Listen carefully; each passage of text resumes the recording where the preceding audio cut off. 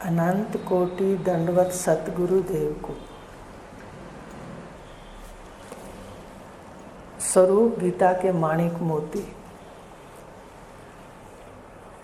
उसमें पिपलाद ऋषि से पहला प्रश्न कबंधी ऋषि ने किया था, जो कल अपन ने उसको अच्छी तरह उस पर विस्तार से देखा था। तो पिपलाद ऋषि जी ने इस जगत के कारण को, शरीरों को चंद्रमा का बताया, रई बताया, और इसको चलाने वाले प्राण हैं उनको सूर्य का कहा। तो उसके बाद आगे फिर दूसरे ऋषि विदर्भ देशीय भार्गव ऋषि ने पिपलाद ऋषि से पूछा। अब दूसरा प्रश्न पूछ रहे। देखो, पहले तो पूछा कि भाई ये सारी सृष्टि जो दिखाई दे रही है इसका कारण क्या है, तो दो बताए, एक तो प्राण और दूसरा ये सप्त धातु शरीर, जिसको रई कहते हैं, जिसको प्रकृति भी कह सकते हो, अष्टधा प्रकृति। तो अब वो कह रहे हैं, ध्यान से सुनना प्रश्न को, कि इन नाना रूपों वाली जो रई है, प्राण नाना रूप नहीं है, प्राण तो एक ही रूप है। शरीर में आके वो काम अलग अलग करते हैं, पर वायु रूप है। तो ये जो दिख रही है रई, जिसको कहा, जो चंद्रमा की बनी है, धातुओं से बनी है रचना। पिपलाद ऋषि जी से पूछा भार्गव ऋषि जी ने, दूसरा प्रश्न है, भार्गव ऋषि जी ने पूछा, इस नाना रूपों वाली प्रजा को धारण करने वाले कितने देवता हैं? भाई ये जो रई है, ये जो शरीर है, इसको धारण करने वाले माने ये जो आकार है, स्त्री पुरुष, उसमें भी कितने प्रकार हैं नर और मादा के अंदर। कहते ये जो नाना रूपों वाली प्रजा है, उसको धारण करने वाले कितने देवता हैं। और फिर दूसरा प्रश्न है, इसको प्रकाशित करने वाले कौन कौन से देवता। एक तो इसको धारण करते हैं रूप को, और दूसरे उसको प्रकाशित करते हैं। तो धारण करने वाले देवता कौन कौन से हैं और प्रकाशित करने वाले देवता कौन कौन से हैं। तीसरा, इन देवताओं में सबसे श्रेष्ठ देवता कौन है? मेरे इन प्रश्नों का कृपा करके समाधान कीजिए। पहले तो उन्होंने दो बताए कि शरीर धातु से है, लेकिन ये चलता क्या किससे है? रई किससे चलती है? प्राण से। तो अब उन्होंने दूसरा ये प्रश्न कहा, पहले मैं पूछा कि इस प्रजा को, ये जो नाना रूपों वाली है, इसको किस देवताओं ने धारण किया है? धारण करने वाले देवता कौन है? पहला प्रश्न। दूसरा कहा, फिर इसके प्रकाशक, इसको प्रकाशित करने वाले देवता कौन से हैं? तीसरा कहा, फिर इन देवताओं में सबसे श्रेष्ठ देवता कौन है? प्राण और रई बताया ना, तो उनका इन दोनों में से, और ये नाना रूपों वाली सृष्टि में श्रेष्ठ देवता भी कौन है? तीन प्रश्न पूछे। भार्गव ऋषि के इन तीन प्रश्नों को सुनकर महात्मा पिपलाद ने कहा, यह आकाश ही सब नाना रूपों को धारण करता है। क्या कहा सबसे पहले? कि आकाश ने सब रूपों को धारण कर रखा है। देखो, सृष्टि का हम लय करें, आप कहोगे आकाश ने कैसे धारण कर रखा है? तो जब हम सृष्टि का लय करें, तो ये जो जितनी भी रूपात्मक सृष्टि है, मान लो कोई तूफान आ जाता है, या धरती हिल जाती है, या प्रलय की स्थिति आ जाती है, तो जितने रूप हैं ये पृथ्वी में पहले मिल जाते हैं। सुनते हैं ना अपन के कोई खान में इतने लोग, भाई उसमें लापता हो गए, दब गए, तो दब के क्या हो जाते हैं? वो पृथ्वी रूप हो जाते हैं ना। तो आकारों का लय पृथ्वी में, पृथ्वी का लय जल में, जल का लय अग्नि में, अग्नि का लय वायु में, वायु का लय आकाश में। तो सारे भूत कहाँ पर लय हो गए? ये दिखाई जो दे रहा है, ये तो रूप वाला है। तभी भार्गव ऋषि ने प्रश्न किया है, अनेक रूपों वाली, रूप वाला है। पर आकाश आकाश निरूप है। आ रही है समझ बात? आकाश तो शून्य है, खाली जगह, निरूप है। तो सारी सृष्टि का लय उस शून्य के अंदर है। यहाँ पर जब हम ब्रह्मसूत्र पढ़ने गए आश्रम के अंदर, विद्यानंद जी महाराज ने पढ़ाया था कैलाश में, तो अपने जो गद्दी पर बैठे थे अमरानंद जी, इस प्रश्न पे वो अड़ गए थे, उनको समझ नहीं आया। कहते स्थूल सृष्टि कैसे आकाश में लय है, आकाश में कैसे लय? तो वहाँ आ गए आश्रम के अंदर, महाराज जी को कहने लगे, विष्णु देवानंद जी को, कि महाराज जी ये स्थूल सृष्टि का लय आकाश में कैसे, कैसे शून्य में है, वो तो निरूप है। ये नहीं उन्होंने कहा, उन्होंने तो इतना ही कहा, आपसे कह रहे हैं कि कैसे लय है स्थूल सृष्टि का। तो वो अंदर बैठे थे, उन्होंने कहा ये मेरा बेटा बताएगा। तो एक ही शब्द कहा कि महाराज जी जब सृष्टि नहीं थी तो आकाश तत्व तो हुआ था पहले, आकाश में ही तो वायु, अग्नि, जल, पृथ्वी और फिर आकार हुए। तो जहाँ से सृष्टि आई है, जब इसका लय होगा तो कहाँ लय हो जाएगी? शून्य के अंदर। लिखा है ना ब्रह्म प्रकाश के अंदर, शून्य में भासे जगत रंगीला। कहा है कि शून्य आकाश ही इसका अधिष्ठान है, आधार तो ब्रह्म है, आकाश इसका अधिष्ठान है। तो सारे नाना रूपों के जो लय है वो किस में हुआ? आकाश में। शून्य हो जाएगी सृष्टि। तो इसलिए उन्होंने सीधा कह दिया कि आकाश ही सब नाना रूपों को धारण करता है। सारे रूपों को किसने धारण कर रखा है? आकाश ने। दूसरा इसका अर्थ है, देखो आकाश है तो सारे रूप हैं। अगर खाली जगह ही ना हो तो ईश्वर भी मूर्तियां बना के रखेगा कहाँ? कह तो दिया ईश्वर ने, बनाता हूँ मेटता हूँ वो मैं अखिल विश्व को। पर आकाश हुआ ना, खाली जगह है तो ही तो मूर्तियां बनाएंगे, फिर हवा में सुखाएंगे, उसके बाद अग्नि में पकाएंगे, है ऐसा? तो सारे तत्व देखो कहाँ मारे, काम अपना अपना उनके द्वारा हो रहा है। तो आकाश ने सारे नाना रूपों को धारण किया हुआ है। किस किस को बताया? वायु, अग्नि, जल और पृथ्वी, चारों आकाश में ही मानने चाहिए। आकाश का मतलब सारे इसमें है। ये बात तो समझ आ गई कि सारे तत्व कहाँ से प्रकट होते हैं? आकाश से। और फिर लय होंगे तो किस में लय होंगे? आकाश में।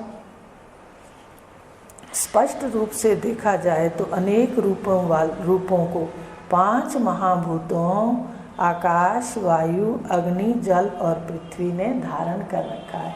रूपों को किसने धारण कर रखा है? देखो तत्व हैं, उसके ऊपर रूप बनाए गए, यूं कह दो।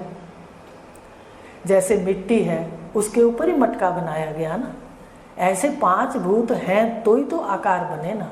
तो 5 भूतों ने किसको धारण कर रखा है? आकारों को। बात तो सरल है, समझ आ गई? तो आकारों को इस तरह से धारण कर रखा है 5 महाभूतों ने। इसलिए ये 5 धारक देवता हैं। इन देवताओं को क्या कहा गया? धारक देवता। अब हमें बार बार मनन करना है कि देखो शरीर तो 5 भौतिक जो है, मैं स्त्री अपने को मानता हूँ या मानती हूँ या पुरुष मानता हूँ, ये तो 5 भूतों ने धारण कर रखा है, एक आकार है। तो 5 भूतों ने इस आकार को धारण कर रखा है, सब नाना रूपों वाले सृष्टि को। तो वो कौन से देवता हुए 5? आकाश, वायु, अग्नि, जल और पृथ्वी। ये धारक देवता है। धारक माने जिन्होंने धारण कर रखा है रूपों को। तो शरीर में 5 ही हैं और 5 महाभूतों की तन्मात्राएं शरीर में हैं। 5 महाभूतों की तन्मात्राएं कौन सी हैं? शब्द, स्पर्श, रूप, रस और गंध। इस सारे शरीर के अंदर शब्द व्याप्त है, स्पर्श व्याप्त है, रूप व्याप्त है, गंध व्याप्त है, रस व्याप्त है। तो इस आकार को, नाना रूपों को धारक देवता ये 5 है। पंच ज्ञानेंद्रियां। अब आगे आएगा प्रकाशक। कौन इनको प्रकाशित करता है? दिखाता कौन है? मोटी भाषा में, क्योंकि हम उपनिषदों की भाषा तो जानते नहीं, सीधी सी बात है, वो तो बहुत गहरी है, पर उसको सादे शब्दों में गुरुदेव बता रहे हैं कि 5 ज्ञानेंद्रियां, 5 ज्ञानेंद्रियां, 5 कर्मेंद्रियां और चतुष्ट है अंतःकरण। अंतःकरण में कौन कौन है? मन, बुद्धि, चित्त और अहंकार। 14 नाना रूपों में जो दिखाई दे रहे हैं, इनको प्रकाशित करने वाले देवता हैं। ये 14 5 ज्ञानेंद्रियां, 5 कर्मेंद्रियां, मन, बुद्धि, चित्त, अहंकार, ये 14 नाना रूपों में जो दिखाई दे रहे हैं, इनको प्रकाशित करने वाले देवता। देखो, धारक देवता तो है 5, पर दिखा कौन रहे हैं? मोटी भाषा में 5 ज्ञानेंद्रियां क्या प्रकाशित कर रही हैं? प्रकाशित तो इंद्रियां कर रही हैं। अगर आप इंद्रियों को बंद कर दो तो कुछ नहीं पता चलेगा आपको कि बाहर क्या है।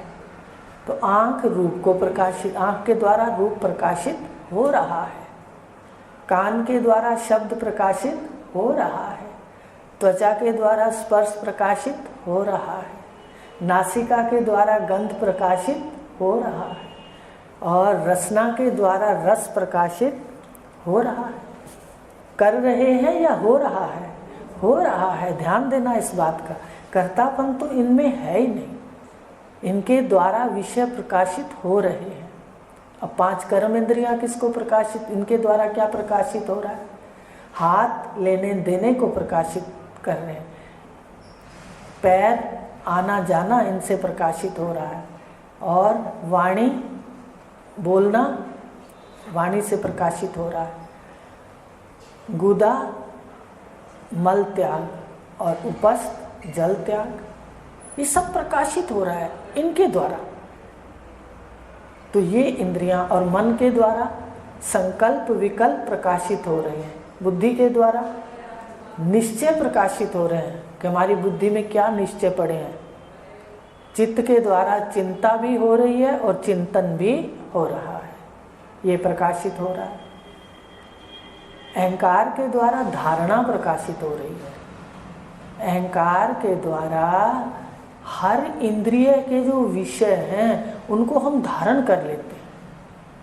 देखना आँख का है और हम कहते हैं मैं देखता हूँ, धारण कर लिया, उसका काम आपने चुरा लिया।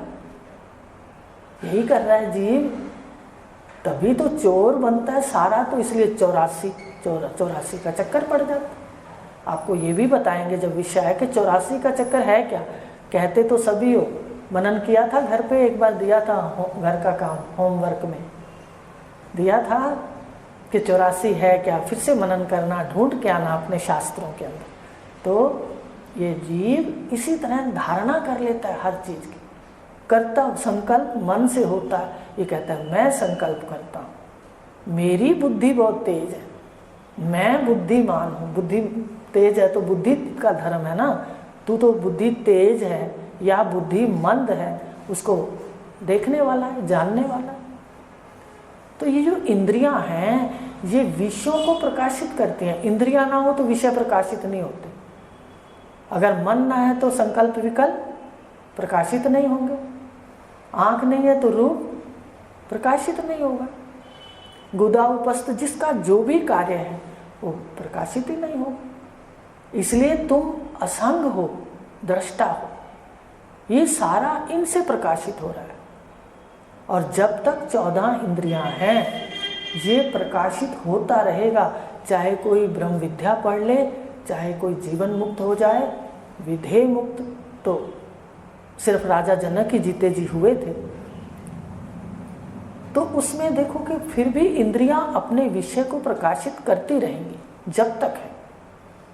ये ध्यान देने वाली बात। यहाँ हट का काम नहीं है कि आँख ने क्यों हुए दृश्य देख लिया। अरे भाई, आप नहीं देखना चाहते थे पर वहाँ से निकले और वो दृश्य हो रहा था, प्रकाशित हो गया। इस प्रकार अपने चिंतन को बदलना है कि विषय 14 इंद्रियों के द्वारा प्रकाशित हो रहे। तो ये 14 देवता क्या कहे गए? प्रकाशक देवता। 5 देवता कौन हैं? 5 भूत इस आकार के नाना रूपों के धारक देवता, धारण किए हुए हैं। इसको धारण किए हुए को प्रकाशित कौन कर रहे हैं? 14 देवता। आ रही है बात समझ में? फिर से गुरुदेव हंसते हैं कि देखो क्या पहले समझ आई थी, उपनिषद तो इतने पढ़े हमने, हमें नहीं समझ आई थी। तो इसलिए कहते हैं कि भाई जब आप अच्छे रास्ते चलते हो तो ईश्वर भी बहुत कृपा करता है, आपको किसी तरह से बुद्धि में बैठकर प्रकाशित करता है सब। तो इस प्रकार कहा कि ये धारक देवता, प्रकाशक देवता आपस में अहंकार करके लड़ने लगे। ये जो देवता है ये तो आपने पुराणों में भी देखा है, टीवी में भी दिखाते हैं, भाई ये तो लड़ने लग जाते हैं। इनमें भी, देवता में भी ऊंच नीच बहुत होता है।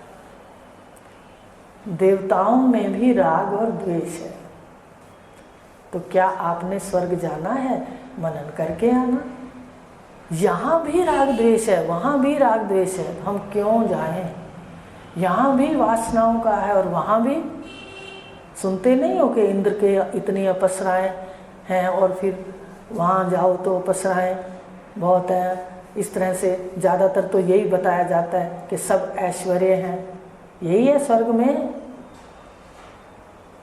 तो उसमें जानकार वहाँ भी नहीं जाता। आपने नचिकेता का सुना था, नचिकेता ने स्वर्ग का राज तो ले लिया पर जाने की इच्छा नहीं की। तो आप भी क्या कर रहे हो इस वक्त? आप भी स्वर्ग के राज तो जान रहे हो, लेकिन राज जानने के बाद आपके स्वर्ग जाने की इच्छा नहीं रहेगी। वहाँ भी देवता अहंकार करते हैं, वहाँ भी आपस में ईर्ष्या करते हैं। तो इस प्रकार कहा कि ये आपस में देवता, कौन कौन से देवता? 5 धारक और 14 प्रकाशक, ये आपस में लड़ने लगे। श्रेष्ठता की बात आएगी ना। प्रत्येक देवता कहने लगा, मैंने ही देहों को अपनी शक्ति से धारण कर रखा है। प्रत्येक देवता कहता, बस मैं ही श्रेष्ठ हूँ, मैं ही श्रेष्ठ हूँ, मैं ही श्रेष्ठ हूँ। मैंने ही 5 रूपों में। अच्छा, यह सब सुनकर प्राण ने कहा, तुम सब इस मोह में ना पड़ो। प्राण ने समझाया, भाई तुम सारे देवता, कितने देवता हैं? 19 हो गए। 19 प्राण अलग हैं, बताया ना, शरीर प्राणों से चलता है। तो प्राण ने कहा कि तुम इस मोह में ना पड़ो, मैंने ही 5 रूपों में विभक्त होकर सब रूपों को धारण कर रखा है। देखो इतनी सुंदर सृष्टि है। अब तो उपनिषद में पढ़ा तो हैरानी हुई, मेरे मन में भी कई बार आ जाता था कि गुरुदेव बचा लेना, इतनी सुंदर सृष्टि बनाई है, कहीं यहाँ से फिर देखने की इच्छा ना हो जाए। लेकिन जब इसका परिणाम देखोगे, दोष दृष्टि, तो घबरा जाओगे। इसलिए मन को गहराई से देखो, जो भी भाव उठे उसको काटने के लिए तैयार रहो। इतनी सुंदर सृष्टि बनाई है। तो अब क्या कहा कि मैंने ही, कैसी सुंदर सृष्टि है कि एक ही वायु, जो बाहर वायु है, वो शरीर में, पिंड में जाते ही प्राण उसका नाम हो जाता है। बाहर जिसको वायु कहते हैं, उसको ही जब एक शरीर में अंदर जाती है तो उसको प्राण कहते हैं। मुख में रहता है मुख्य प्राण,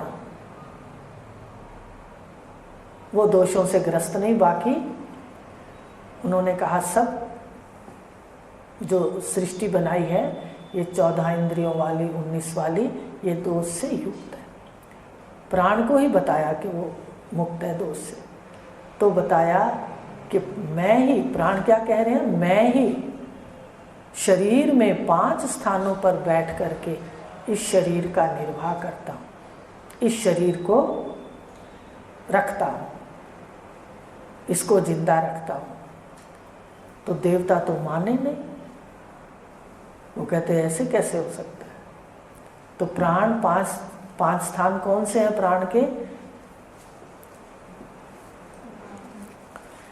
तो यह सब सुनकर प्राण ने कहा, तुम इस मोह में ना पड़ो, मैंने ही 5 रूपों में विभक्त होकर, प्राण बताया ना, प्राण पहला व्यान, उदान, समान अपान और प्राण, 5 रूपों में, हृदय में बैठा, कमर में बैठा, ठीक है, कमर के नीचे जितना भी जो स्थान है वहाँ अपान बैठता है, नाभि में बैठता है समान, ठीक है, प्राण बैठता है और उदान बैठता है कंठ में। तो ये 5 स्थान पर बैठकर प्राण के 5 नाम हो गए।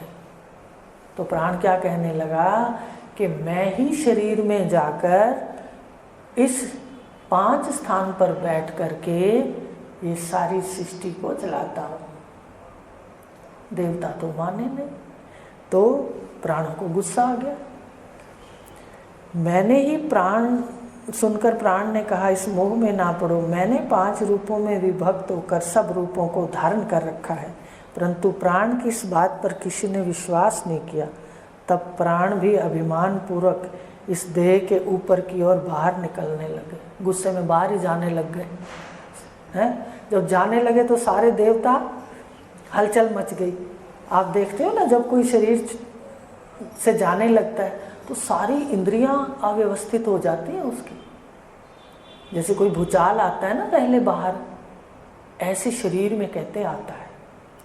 ये बैलेंस बिगड़ जाता है भूतों का, 5 महाभूतों का। फिर वो जैसे प्रलय हो जाती है ना बाहर, 5 महाभूतों का की व्यवस्था बिगड़ जाती है। तो मान लो आकाश की, वायु की बिगड़ गई, अग्नि की बिगड़ गई, जल की बिगड़ गई, ऐसे ही शरीर में होता है, पिंड में। तो अव्यवस्थित हो जाता है, तो फिर ये भूचाल सा इसमें आने लगता है। तो जब प्राण जाने लगे तो इंद्रियों में क्या आने लग गया, ऐसे भूचाल, अव्यवस्था होने लगी। तो एकदम इंद्रियां सहम गई, सब ये देवता सहम गए, ठीक है। देह से ऊपर की ओर बाहर निकलने लगा तो सारी इंद्रियां, सभी इंद्रियां, इनमें हलचल हो गई। वह भी प्राण के साथ शरीर से बाहर निकलने लग गई, क्योंकि इंद्रियां किससे जुड़ी है, प्राणों से। प्राणों को सूत्र कहा गया है, एक सूत्र में पिरोई हुई है सारी इंद्रियां। अगर आप सूत्र तोड़ देते हो तो जो पिरोई हुई इंद्रियां हैं वो कैसे हो जाएंगी, वो छिन्न भिन्न हो जाती हैं, इधर उधर गिर जाती हैं। तो ऐसे ही वो प्राण से बंधी हुई हैं, पिरोई हुई हैं। तो जैसे प्राण जाने लगे, सारी इंद्रियां भी अपने अपने गोलकों से, अपने अपने घर से उत्क्रमण करने लग गई, उसके साथ जाने लग गई, बाहर निकलने लगी। फिर जब प्राण देह में आकर ठहर गए तो सभी इंद्रियां भी देह में फिर से स्थित हो गई। भाई प्राण जाने लगता है तो इंद्रियां भी साथ में चली जाती हैं, पर इंद्रियों की जो गोलके हैं, ये जो घर हैं स्थूल शरीर के, 5 ज्ञानेंद्रियों की गोलके हैं जो सामने आँख के ऊपर है। नासिका के ऊपर देखो ये डिज़ाइन बना हुआ है, कान के ऊपर भी एक डिज़ाइन बना हुआ है, कितने सुंदर डिज़ाइन बने हुए। आप ध्यान से देखो, मुझे तो बहुत ही अच्छा लगता है। तो वाह गुरुदेव, दिखाने वाले का धन्यवाद। हम तो अंधे मर जाते, ना मरते हुए मर जाते। तो कैसे देखो, सारी गोलकें तो रह जाती हैं, बाहर की हाथ रह जाते हैं, पर इसकी तन मात्राएं प्राण के साथ चली जाती। पैर रह जाते हैं, इसकी तन मात्राएं प्राण के साथ चली जाती हैं। तो सारी इंद्रियां हिल गई, प्राण फिर आए तो सारी इंद्रियां फिर अपने अपने स्थान पर स्थित हो गई। उन्हें समझ आ गया, अब उनको समझ आ गया, प्राणों के कारण हम देह में स्थिर हैं। अब सारी इंद्रियां क्या सोचने लग गई कि भाई बिल्कुल सही है, प्राणों के कारण ही हम शरीर में स्थिर हैं। अगर प्राण यहाँ से उधर जाएं तो हम सारी अव्यवस्थित हो जाएंगे, नहीं रह सकती यहाँ पर। इनके देह में ना रहने पर हम भी देह में नहीं रह सकती। देखो, प्राण ना रहे तो इंद्रियां रहेंगी, नहीं रह सकती। ऐसा देखा है किसी का कि भाई प्राण तो चलेंगे पर आंखें देख रही हैं, कान सुन रहे हैं? बताइए। अरे सारी इंद्रियां पहले देखना, सुनना, चलना फिरना सब लय होता है, तब जाके प्राण इकट्ठा कर लेते हैं सबको, तब यहाँ से चले जाते हैं। ऐसा नहीं होता कि प्राण चले गए और इंद्रियां बाकी पड़ी हैं, नहीं, ऐसा नहीं होता। तो यही बात इंद्रियां विचार रही हैं कि प्राणों के बिना हम यहाँ पर नहीं रह सकती। जैसे मधुमक्खियों के छत्ते में से अगर रानी मक्खी उड़ जाती है, आप जानते हो ना शहद के लिए जो मधुमक्खियों का वो बनाते हैं, मधु निकालने के लिए बनाते हैं ना छत्ते, तो रानी मक्खी को पहले लाते हैं। अब रानी मक्खी जहाँ होती है सारी मक्खियाँ वहाँ आ जाती हैं। तो इसी तरह, और रानी मक्खी उड़ जाती है छत्ते से तो सारी मक्खियाँ उड़ जाती हैं। ऐसे प्राण का उदाहरण दिया कि प्राण है तो सारी इंद्रियां व्यवस्थित है, और अगर प्राण चले गए तो एक भी इंद्रिय देह में नहीं रहती।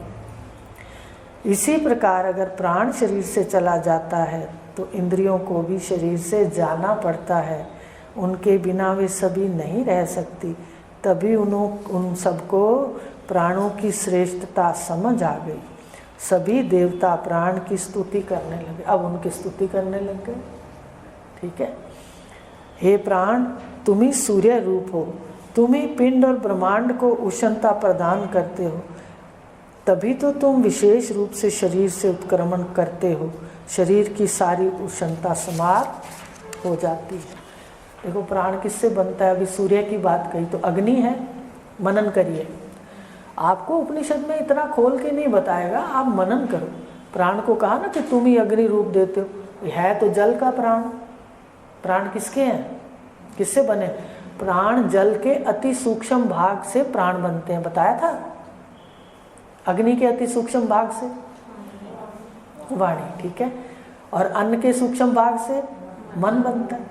तो प्राण जल के सूक्ष्म भाग से, पर प्राण है किसके? सूर्य के। सूक्ष्म भाग होता है वो अग्नि से भाप बनता है बाहर मोटे रूप से। अंदर भी जो पचता है, जो पानी है, जल है, उसका जो रूप बनता है, शक्ति, वो अग्नि के कारण तो बनती है, अग्नि से बनता है ना सारा। और जब शरीर से प्राण जाता है, ये अग्नि रूप है, तो शरीर की अग्नि भी समाप्त हो जाती है। जल और अग्नि को मिलाकर के प्राण बनता है, याद रखना। पर मुख्य इसलिए कहा गया कि ये प्राण सूर्य से होते हैं, लेकिन शरीर में ये कार्य करते हैं उस वक्त जल का ये प्राण है और सूर्य इसका देवता है, अधिष्ठान है। ठीक है, तो इस प्रकार उष्णता शरीर की इनके होने से है। आज इतना ही लेंगे, समय हो गया, कल इसको देख के आना। और शरीर, उन्होंने कहा तुम ही ब्रह्मांड के तपते, ब्रह्मांड में तपते हो।